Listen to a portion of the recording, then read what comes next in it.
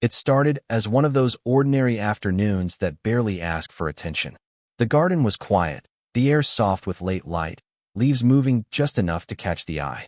Bia was outside with no expectation of anything unusual, just watching the small, familiar drama of birds moving through the branches and the grass. Then she noticed one crow behaving in a way that made her pause. It had food in its beak, and instead of eating, it was hiding it. At first, that alone seemed interesting. Crows are clever, everyone knows that. They store food, they remember places, they protect what they find. But this bird was doing something that felt different. It lowered its head near the ground, shifted quickly, looked around, and tucked the food away with a strange burst of urgency. Bia leaned forward. "Okay, that was odd," she said softly, almost as if she didn't want to interrupt whatever she had just witnessed. Then another crow appeared, and everything changed. The first bird froze for a split second, then became suddenly busy, almost exaggerated in its movements. It turned its body, pecked at the ground, and made a show of hiding food in one spot. But that wasn't the end of it. After the fake movement, it slipped away and concealed the food somewhere else entirely, as though the first place had only been a performance. Bia blinked, unsure whether she had actually seen what she thought she saw. "Was that theater?" she whispered, half amused, half unsettled. That moment stayed with her, because once she started paying attention, the pattern kept repeating.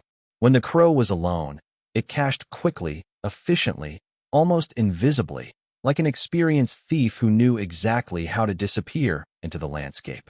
But when it sensed it was being watched, the behavior became more dramatic, more cautious, more deceptive. The bird seemed to understand not only that someone was there, but that the watcher might be learning, judging, remembering. Bia raised her phone and began filming, her own curiosity turning into a quiet investigation. The crow, meanwhile, kept working the ground with uncanny precision. One movement for show, another for truth. One gesture to mislead, another to protect.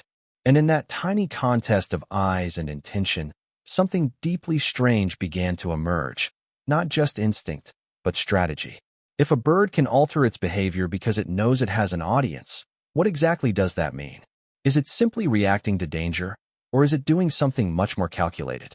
And if the bird is watching us back, how much of the story are we really in control of? Bia stayed still, almost afraid that moving would break whatever spell the garden had fallen under. The crow on the fence was calm, but not truly calm in the ordinary sense. Its eyes kept flicking from the food to the second bird, then back again, as if it were measuring not just the threat, but the mind behind the threat. When it bent down, it did so with a kind of exaggerated care, dropping one piece of food into the soil with deliberate, visible motions. To anyone watching quickly, it looked like a cache, a hiding place, a solved problem. But then came the twist. The crow straightened, paused, and made a subtle shift in direction, moving as if nothing had happened. A moment later, it tucked the food somewhere else entirely, in a spot that was harder to see, less obvious, more secure. Bia whispered to herself, half in disbelief. It's showing one thing and doing another. And the more she watched, the harder it became to explain the behavior as coincidence. The bird seemed to understand the difference between being alone and being observed. It changed its routine depending on who was present, almost like it was editing its own performance in real time. That's what made the scene so unsettling. It wasn't just hiding. It was hiding with awareness. In the world of crows and other corvids, food is never just food. Every seed, every scrap, every stolen morsel can become a future meal or a future loss. These birds live in a constant information war, where watching, remembering, and anticipating can mean the difference between eating and starving. If another crow sees where the food goes, the cache may be raided within minutes. So deception, in this context, may not be a trick for entertainment. It may be a survival strategy refined by pressure, competition, and memory. Bia lowered her phone slightly, her brow tightening as the pattern repeated again and again. Alone, the crow worked fast. Under observation, it became theatrical. More pauses, more false movements, more hesitation, as if the bird wanted to control not just the hiding place, but the story anyone nearby would believe. And if that sounds unnervingly intelligent, that's because it is. The real question is no longer whether the crow is acting strangely. It's whether it knows exactly what it's doing. And just when Bea thought she was beginning to understand the rules, the crow glanced in her direction as if it had noticed her noticing it. Then it turned away and made its next move. Bea stayed still behind the garden fence, her phone raised but forgotten for a second, as if movement itself might break whatever spell had settled over the scene. The crow had already chosen its cache spot, or so it wanted anyone nearby to believe. It dipped its head, made a quick, convincing motion toward the soil near the hedge, then paused. The second crow remained perched on a low branch, watching with unnerving patience. No calls, no panic, just observation. Then, in a flash, the first bird changed everything. It stepped away from the fake hiding place and crossed to a different patch of earth, more shaded, more hidden from view. There, with careful precision, it pressed the food into the ground and smoothed the surface with its beak. The entire performance lasted only seconds, but it was deliberate enough to feel planned. Bea let out a soft whisper, almost to herself. It knew it was being watched. That was the part that pulled her deeper into the mystery. Because when the crow was alone, its behavior was efficient, almost boring in its speed. It tucked away food, checked the surroundings once, and moved on. But once another bird appeared, the scene changed. The body posture became more exaggerated. The pauses stretched longer. The false cache came first, as if to plant a memory in the mind of the observer. Only afterward did the real hiding place matter. It wasn't random. It looked strategic. And strategy raises a difficult question. Who exactly is the crow trying to fool? Another crow? A competitor? Or any bird clever enough to steal a meal? In the world of corvids, food is not just food. It is opportunity, risk, and information all at once. A stolen cache can mean a lost meal tomorrow. So every glance, every movement, every feint may carry meaning. What seems like play could be a survival tactic refined by constant pressure.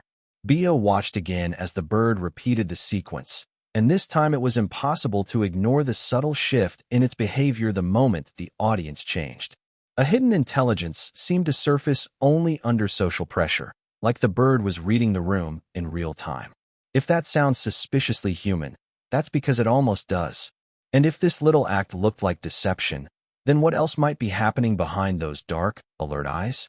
The answer begins to emerge only when we look closer at what the crow knows, and who might be watching back. Bea barely moved as the crow worked under the late afternoon light, its black feathers catching a blue sheen each time it shifted. The garden seemed ordinary again, almost too ordinary, as if nothing unusual was happening at all. But then the bird paused, its head tilted, one eye fixed on the space behind it, where another crow had just landed on the fence. And in that tiny moment, the whole scene changed. What happened next was so quick, so deliberate, that it almost looked rehearsed. The first crow picked up the food and made a show of pressing it into the soil near the flower bed. A convincing little performance, complete with a glance toward the watcher, as if to say, "There, that's where it is." But then, without any obvious rush, it stepped away and tucked the same food somewhere else entirely, deeper under the leaves near the bushes. Bea's mouth opened slightly. "No way," she whispered. It moved it twice. She kept filming, hardly breathing, as if any sound might break the spell. The second crow remained perched on the fence, alert and silent, following every motion. And the first crow seemed to know it. Its movements grew almost exaggerated now, a strange mix of caution and confidence. It looked less like simple hiding and more like strategy. Not panic, not instinct alone. Strategy. The more Bea watched, the clearer the pattern became. Alone, the crow cached food in a direct, efficient sequence. Pick up, bury, step away. No drama, no hesitation. But when another bird was nearby, the behavior became layered. The bird would mislead, recheck, shift position, and sometimes abandon the original spot entirely. It was as though the presence of an observer changed not just what the crow did, but what it believed the other bird might understand. That is where the story turns unsettling. Because if the crow is not simply reacting to danger, but to knowledge, then what we are seeing is something far more advanced. These birds live in a world where stolen food is a real threat, and memory is survival. They may be tracking not only who is watching, but what that watcher has seen. And that means a fake hide may not be a trick at all, but a calculated answer to another mind. Bea glanced at the camera screen, then back to the crow. So it's not just hiding, she murmured. It's managing an audience. The bird gave one last sharp look toward the fence, then hopped into the shade as if nothing had happened. But Bea knew better now. Something had happened. And the real question was whether the crow had been performing for her the entire time. If you're finding this as fascinating as I did, you might already be smiling at the intelligence on display here. But just wait, because the next part changes the perspective completely. By the time the afternoon light began to thin over the garden, Bea had stopped thinking of the crow as just another bird. It had become a subject, a performer, almost an intelligence testing the edge of her own understanding. Every movement now seemed loaded with intention. Every pause felt like a decision. And the more she watched, the harder it was to dismiss what she was seeing as simple instinct. The crow's hidden food was not just a meal. It was a secret, and secrets only matter when someone else might know them.